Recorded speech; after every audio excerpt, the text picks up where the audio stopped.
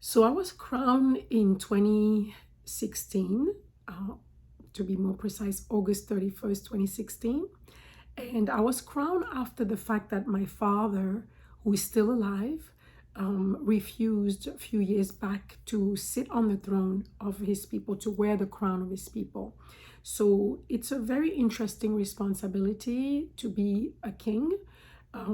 In our culture of the Bakwaluntu people, the king is not, the king that governs, but it's a king that is a symbol, is a king that sits as the representative of the culture, the values, and the ancestral heritage, and also stand as a vortex of energy that represents the ancestors of the entire tribe. So people really govern in a different way because we govern through councils, and we have chiefs who are the chiefs of the lands and different clans, and then we have councils, and those are the councils that govern. But my father was not really interested in doing this, accepting this position, because my father is a very modern African. My father was born during the colonization, where he was really encouraged to give up the African culture and to adopt the Western and European culture, and thinking that that was going to be the best choice, and it was better for the future. So many African on the continent of Africa, just the same as everywhere else in the diaspora, were encouraged and sometimes forced to abandon their traditions, their culture, even their language sometimes, their names, and all the history of their ancestors, and to forget about that because we were colonized. So we were forced to really change everything about the way we lived. So many people, even after the colonization, to be in this modern day Africa that was a complete construct from the European big powers, after the conference of Berlin in 1885, after this conference, they created all these countries that we see now. So they destroyed basically all the kingdoms, or so they thought. They destroyed the kingdoms. They didn't respect those borders or the kingdom territories, but the people remained, and some of the people remained and kept the tradition going, and so people still had the choice. Sometimes they could, if they wanted to live in the city, they would become more westernized, like my father, and then go to school, and then go to Europe or America, get some degrees, and then come back to the country to work, in the administrations or in politics or in science, in many different domains. But most of the traditional life now was left in the rural area, where people remained close to their beliefs, traditions, and culture. However, even in the city, people still kept, a lot of the things intact, but it was really a mixed. So when my father, who was already very westernized and was an ambassador, and then he became a professor in a university for economics, and he was a lawyer. So he was really not interested in carrying the legacy of his ancestors in the way that he would have to wear, the traditional culture on his shoulders, and become an ambassador for that culture. So when he refused, they asked then that who would be the next person in line that could do that. And of course, there was a process to vet who could be the next person, and eventually the Council of Elders picked me. So the crown picked my head to sit on it, and then I became a queen in 2016.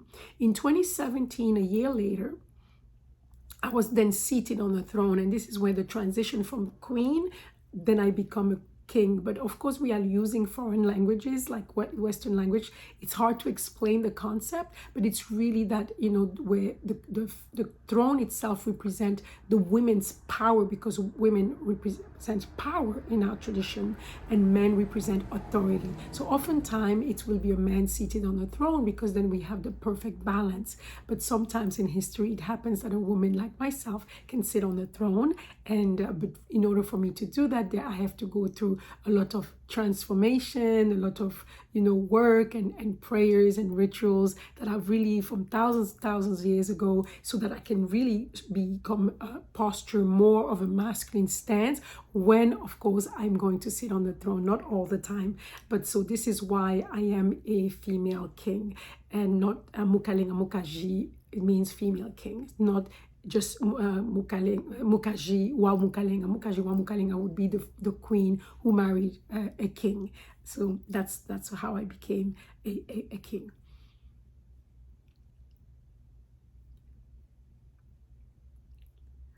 So the duties and responsibility of an African king will also, of course, depend on where is the kingdom, from which particular part of Africa, where how is the culture and how the culture of each kingdom is defined. But most of the time, as I said before, the king is really not a governor like it was in Europe, or he has the right of life and death on your life, and he's like a dictator and something like that. We don't have such thing in Africa. Africa is usually was governed by council. So the council were different groups of people depending on either expertise in a field, like hunters or priests or women.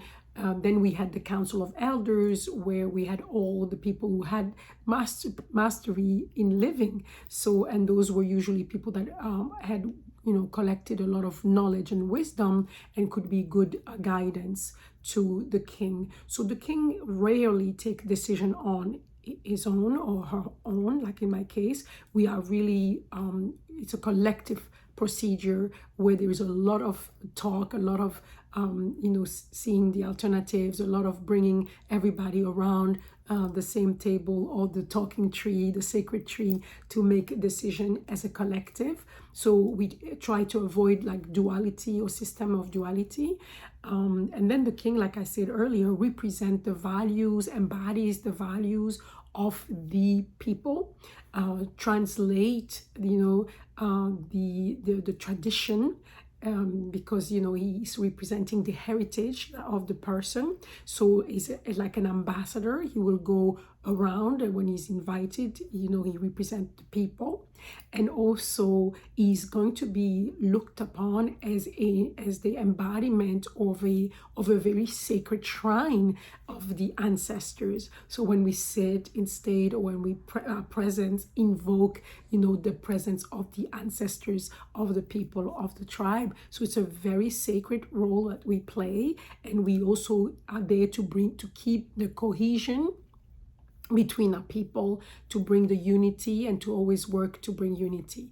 In my case, I have also chosen to go outward into the world and to become an ambassador for the African traditions and culture, and to speak about Africa in a different way, and not to have Africa suffer the image deficit. So little people don't really know about Africa, because Africa is often portrayed in a negative manner. But Africa is the oldest continent. It's necessary that we go back and revisit Africa, and we look at and we start talking about Africa in other terms, and we start talking about the truth about Africa, and revealing our thousands and thousands of years of history, where we collected information, wisdom, when we were the precursors of every single domain that contribute to human civilization, including science, medicine, astrology, astronomy, architecture, the arts, sports, and so many more domains like agriculture and many more. So it's important that today we reconcile with our history, and we learn about who we truly are, and we take pride in being Africans, and we show the world that things are changing, and we are really becoming conscious about the great value of our heritage. So that's really one of the work that the king will do, and that's the job that I have decided to do for myself.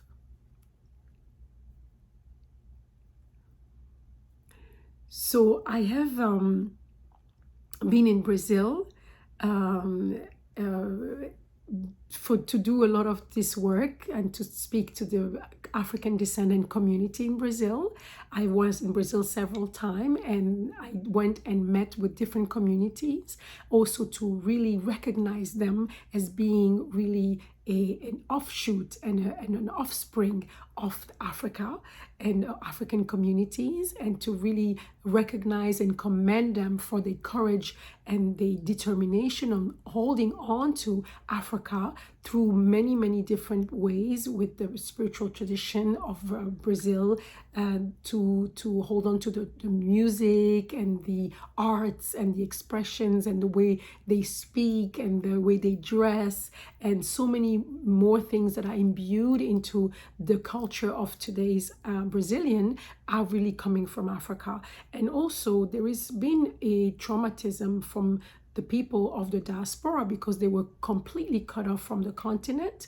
And it's been hard, a very, very difficult experience with slavery that was really brutal, and also tried to always demean African people and always try to act like African people were not humans and they were less than humans and they were to be mistreated and abused and overused.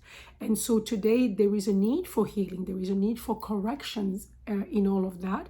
And so Brazil has done tremendous effort. The African descendant community of Brazil is one of the most vibrant communities in the world that has really marked the world with its culture. And so there is a great desire of African descendants in the world, in the diaspora, to really reconnect with their true identity and to complete what they are now and what they have become over the centuries with the origins and the fact they've land, the original land, and to learn more about the original cultures and the history of the ancestors. So I spend a lot of time working with different communities in Brazil to go and do this work and to do this reconciliation with Brazil. And therefore I was crowned Grande Mãe do Povo Banto Brasileiro in 2019 in Salvador de Bahia, and then I toured Brazil and I received the Tiradentes Medal of Honor from Brazil, and I was received at the Parliament in Rio, and I was received by many officials in every single state and city that I visited, and just asking for people to be aware that Africa is amazing, is beautiful, and people of African descent deserve the respect and the consideration, and to be included in every strata of society, and to have equal access to every single opportunity to thrive in their country.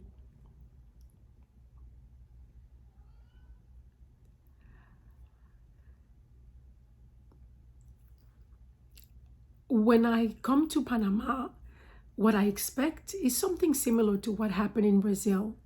I know that there is a vibrant community of African descendants in Panama. It's very well known, and especially I know of a Congo in Panama. So many descendants of the Congo are in Panama, but also of all the African, Central Africa and West Africa, where most of the captive were deported from. So I think that there might also be just the same drive to really elevate the identity and to reconcile, that part of Africa of themselves that has become what they are today, but also with the past and also with the present of Africa, the people today in Africa who are they, relatives in many ways. So we have so many things in common, and we have to go and walk the path of healing, because it's been really a brutal experience, because it's not just the Africans that left and were deported that suffered. The ones who stayed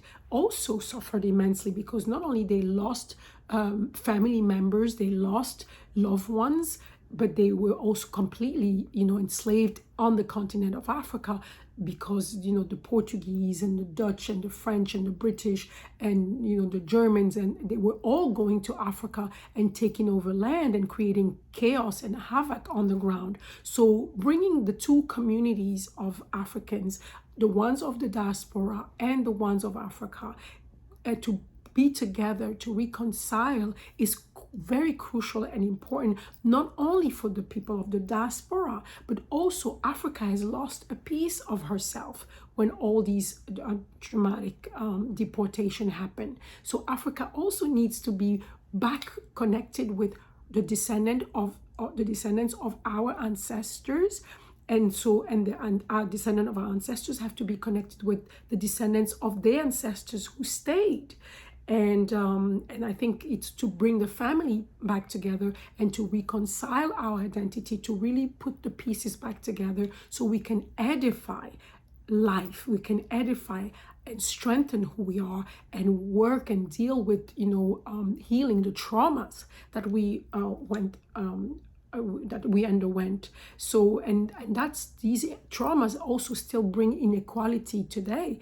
A lot of the stigmas that we are under is still today, are very obvious. African people or people of African descent in the world are still mistreated, are still killed, are still lacking justice, are still lacking access to equal opportunities and good housing and good education and good food and good health care. So we still have those issues just based on a history that was imposed upon us, and of a venture that was really unfair and really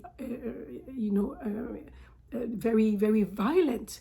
And so we have to understand that we went through this path, not just so we can dwell in the past, but for us to recognize that we are strong. And then we went through these challenges, and we are still here today despite all of that. And we are still shining our best light, and we are still creative. We are still, imbuing life with beauty, with intelligence, with so many attributes. And every community that have African people in their midst is really lucky. And we have to understand that, and we have to really take ownership of all our contribution from thousands of years in history till today in every making of human civilizations.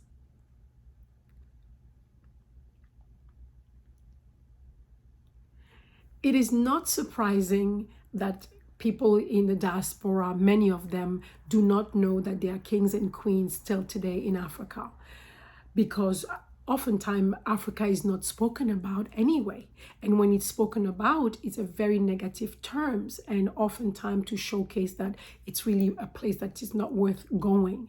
And so this journey to Panama, and maybe continuing in the Caribbean and in Americas, will allow for our people of African descent to really learn about who they are, and to see that the resilience that they have and they've been able to demonstrate, we also on the continent also had the same resilience. And we also continue to hold on to our heritage, our ancestral heritage, our values.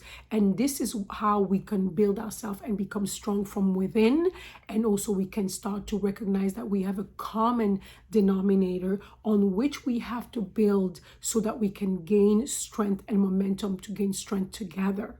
So yes, the culture and the history of Africa is not taught in schools. It's not portrayed in television, in the media. And if we have anything that's portrayed, is always negative about everything about our culture, except they love our music. Yeah, that's one thing they love. They may love even our food, our music, sometimes, different things that we have brought to the table. But we have more to bring than that. We have we have the biggest body of knowledge and wisdom on the planet. And that's something that we have to recognize. And by knowing that the kings are still here, the queens are still here, it's really show us that we can endure, very difficult things, and yet we can still overcome, and we can still thrive. But we have to do it together. And so the reason why we are there, I believe, and the reason why it's important that we come, we show our people it's they, so they know they didn't come from nothing when they came from Africa. They came from beautiful kingdom that were really well working, well functioning, that were really well organized. We had international commerce, and we had diplomacy. We had law, we had order in many instances. There are so many things that we had in Africa that other parts of the world did not have. And one thing we didn't have is really, we were not bellicose or belligerent, because we didn't develop very massive, arsenal for weaponry for war. So we were not prepared when the European came in Africa in the 15th century to face such brutality, and such disorganization happened over the course of the century. All of this ordeal didn't happen overnight. It took many years for the European armies to come in, and mercenaries, and also to create chaos and favor betrayal for advantages and for benefits. So that we can be disorganized and the situation can be quite chaotic. So it didn't just take few years to convince people to force people into new ways. It took centuries, and many of the kings and with their armies and the population resisted and fought against the invasion and fought to retain their population on the continent. But yet again, we lost a lot of the battles because the Europeans and the Arabs also outnumbered us, and especially in weaponry and in fire power. So then we unfortunately were colonized on the continent. And one of the biggest price we paid was that our populations were taken away and deported in the Americas. But now, today that we have all the media, we have the ability to speak to each other, it's time that we learn the truth about who we are, and it's time that people understand where they came from. And it's time that they dedicate some time to learn our history, and to also have events like these that are coming to Panama in May, so we can really reconcile, and we can also bring that energy, because it's a lot of energy work that we are going to be doing for healing and for appeasement of the ancestors, and the appeasement of our spirit as humans. So this is one of the things that I hope to see happening, that we will be more curious in Panama to learn about Africa. Thank you so much for having me today. And I really hope that the times go by fast, so I can be in Panama soon to be with my family of Congo, my family of Africa in Panama.